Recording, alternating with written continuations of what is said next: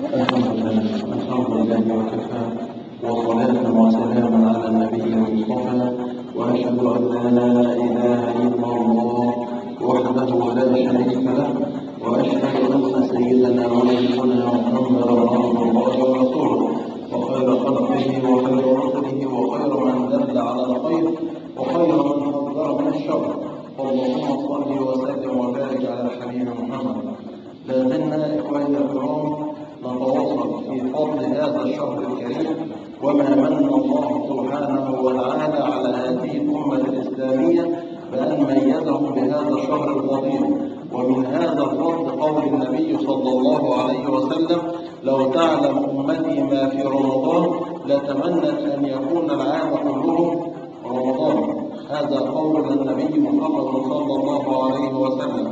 وقد كان صحابة رسول الله صلى الله عليه وسلم يتمنون بل وحققوا مراد النبي صلى الله عليه وسلم، فجعلوا العام كله رمضان.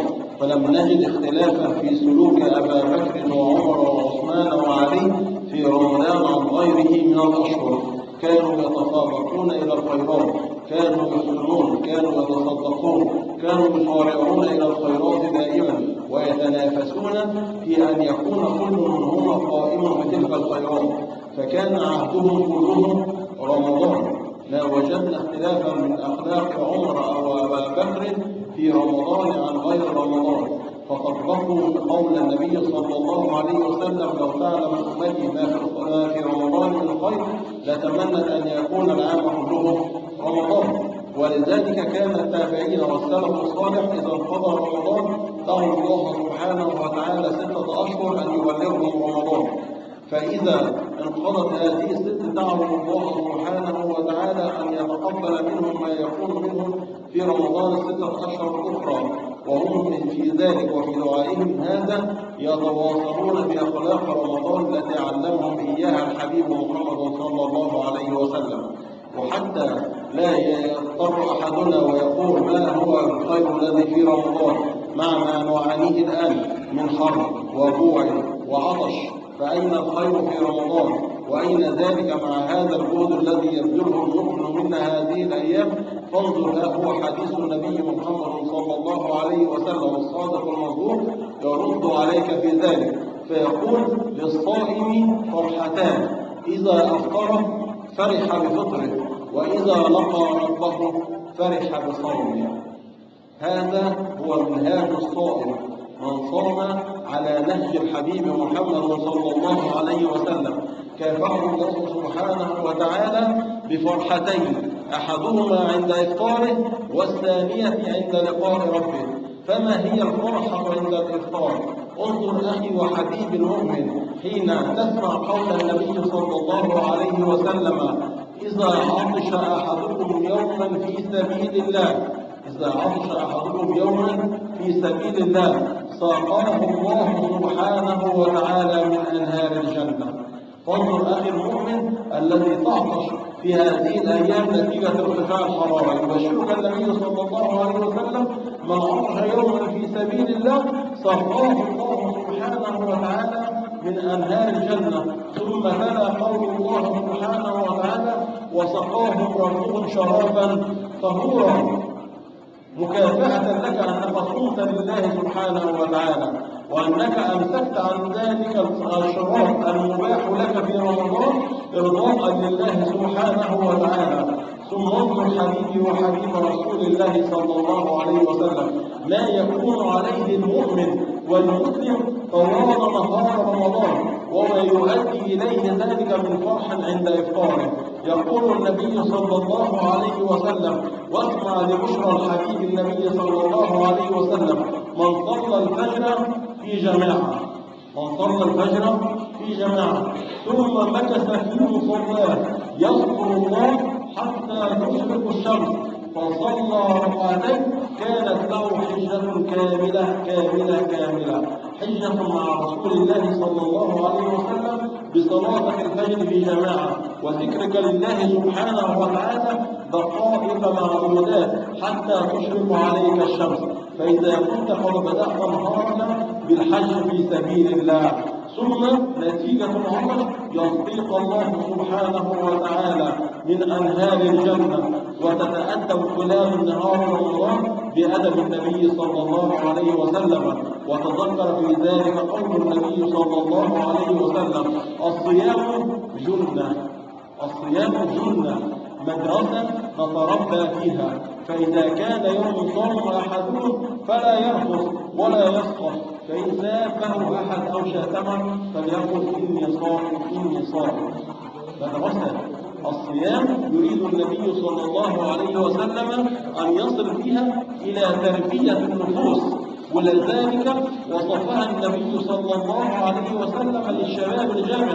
فاسمع حديث النبي صلى الله عليه وسلم: يا معشر الشباب، من استطاع منكم الباءة فليتزوج، ومن لم يستطع، العلاج الذي وصفه النبي صلى الله عليه وسلم: ومن لم يستطع فعليه بالصيام فإنه له وجاء وقاية، فإنها أغض للبصر وأحسن للفرج. هكذا علمنا النبي صلى الله عليه وسلم، وهكذا كان الفضل والمنة بالصيام أنها تحمي المسلم. فإذا تذكر ذلك المسلم حين إفطاره أنه ما صام إلا ابتغاء لله سبحانه وتعالى، ما امتنع عن الطعام والشراب والشهوة التي أحلهم الله سبحانه وتعالى إلا ابتغاء لله سبحانه وتعالى. انظر حبيبي وحبيب رسول الله كيف تكون فرحتك وأنت تمسك عن الطعام لله، وتفطر بأمر الله، تعطش لله، وتشرب وتروي ظمأك لله سبحانه وتعالى. واسمع قول النبي صلى الله عليه وسلم وبشراه، قال النبي صلى الله عليه وسلم: من صام رمضان إيمانا بالله سبحانه وتعالى واحتسابا للأجر غفر الله له ما تقدم من ذنبه. بعد كل هذا العطاء الجزيل الذي شرحناه، ولا يفرح الصائم حين فطره؟ وانظر حين يلاقي ربه، ها هو الصائم حين يلاقي ربه، حين تقطع الأنفاس، وحين يوارى التراب ويأتيه الملكان. انظر كيف يصور لك النبي صلى الله عليه وسلم. يقول النبي صلى الله عليه وسلم: القرآن والصيام يحاجون عن صاحبهما. يقول القرآن: أي ربي منعته النوم بالليل فشفاني فيه. ويقول الصوت: أي ربي منعته الطعام والشراب فشفاني فيه. فيشفعان فيشفعان. وأنت تحاسب في قبرك يشفع فيك الصيام والقرآن، فألا تفرح بذلك عند لقاء ربك. ثم إذا قامت القيامة انظر لتكريم الله سبحانه وتعالى للصائمين. يقول النبي صلى الله عليه وسلم: إن في الجنة باب يقال له الريان، يدعى إليه الصائمون، فإذا دخلوا أغلق فلم يدخل بعدهم أحدا. هكذا يكرمك الله سبحانه وتعالى، فيخصص لك بابا من أبواب الجنة. وإذا ولدت الجنة فاعلم أن الكريم يحاسبك بقربه فيتجلى عليك بأن يريك الله سبحانه وتعالى ذاته العلية. فانظر حبيبي وحبيب رسول الله النبي صلى الله عليه وسلم للصائم فرحتان: فرح إذا أفطر فرح بفطره، وإذا لقى ربه فرح بصومه. نسأل الله سبحانه وتعالى أن يجعلنا ممن يفرح بصيامهم، وأن يدخلنا الجنة من باب الريان، إنه على ذلك قدير. ونواصل إن شاء الله في الحلقة القادمة ما كان من فضائل الصيام هذا الشهر الكريم. بسم الله الرحمن الرحيم. الأسئلة الأول للشباب الصغير، ونتعشى إن شاء الله إنهم يكونوا عند حسن ظننا ويجاوبوا إجابات كويسة. ماشي؟ عام الحزن الذي حزن فيه النبي صلى الله عليه وسلم وصحابته. فقد النبي صلى الله عليه وسلم سندين من أشد مساندين، فمن هما؟ زوجته وأحد أقربائه.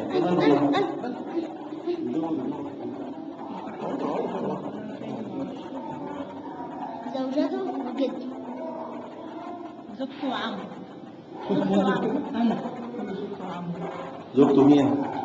جده وعمه. هذا خليل. زوجته كانت السيدة خديجة بنت خويلد وعمه أبو طالب، وكان سند النبي صلى الله عليه وسلم في ذلك.